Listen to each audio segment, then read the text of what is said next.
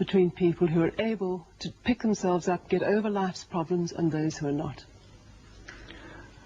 The decisive factor is decision, the freedom of choice, the freedom to come up with a decision. It should be, I would like to become this way or another, in spite of conditions that should only seem to fully determine my behavior. I wish to act freely as a responsible being, which is a human being. I wish to act in accord with heredity and environment, owing what I become to them, but also, if need be, in spite of the worst conditions.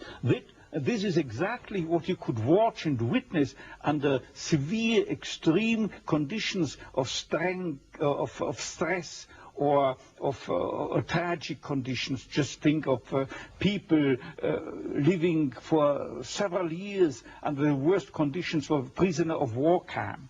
There's a whole body of psychiatric literature about that, or for that matter, in concentration camps. And this is what should be acknowledged. People are free, and if you watch or study the lives of such people in just a detached, down-to-earth, empirical, strictly empirical, scientific way and fashion, in another way than you presented it and you commented it, in another way, then people get the picture, the impression of a human being as something, not someone, something that is fully determined.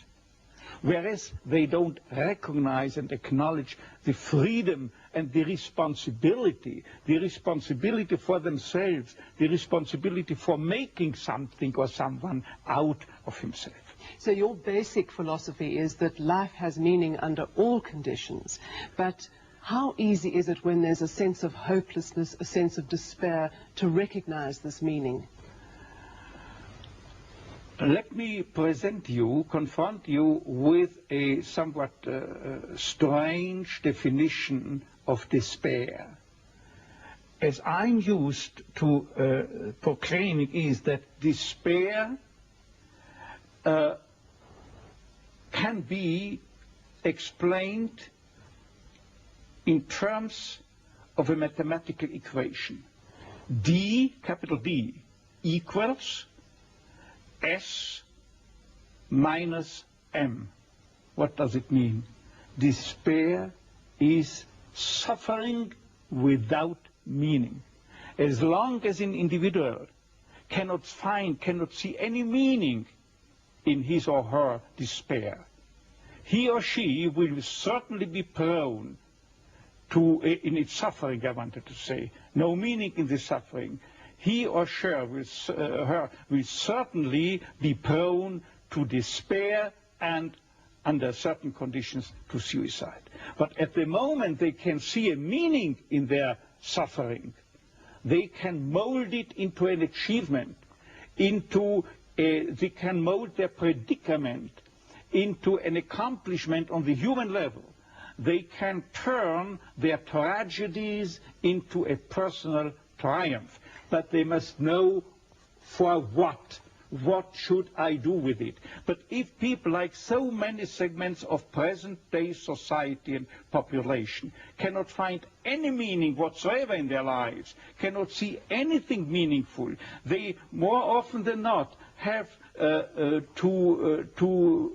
something to live by, or say at least enough to live by. They cannot see anything to live for. What is the answer to the question, why me? Why did this happen to me? The answer to such a question is nothing that a psychiatrist or any other type of a scientist can come up. But I would not share the opinion of, say, Jean-Paul Sartre, who said we have to accept and to shoulder courageously, heroically, the absolute meaninglessness of our lives. But what I think is rather that what we have to accept is the incapacity of our humanness, the incapacity to recognize the ultimate meaning in intellectual or merely rational terms. This is the only thing we have to accept. But still, we may believe in an ultimate meaning, but to lead someone, say a patient, to eat the way for him to such a belief, to faith, is of course not the business or job to be carried out by a psychiatrist, but rather by a theologian. Tell me, to what extent do you feel we have choices in the things that befall us? Our freedom is a finite freedom, a limited freedom. That is to say, a human being is never fully free from conditions, be they of biological or psychological or sociological kind. But the ultimate freedom is always and remains always reserved to ourselves. That is the freedom to take a stand to whatever conditions might confront us. How we react to the unchangeable conditions is up to ourselves. In other words, if we cannot change a situation, we have always the last freedom to change our attitude to that situation. Dr. Frankl, give me an example of meaning that can be taken out of a situation of despair. I once received a letter from a young Texan student who told me his own story. At the age of 17 years, he had an accident when indulging to his diving sport. And from that time on, he was paralyzed from the neck down. And he wrote to me, "I broke my neck, but it did not break me. I am at present helpless, and this handicap will remain with myself apparently forever. But I have not given up my studies. I went, because of my own helplessness, to help other people. I want to become a psychologist, to help others. And I'm sure," he wrote to me, "that my suffering will add an essential contribution to my ability to understand others and to help other people."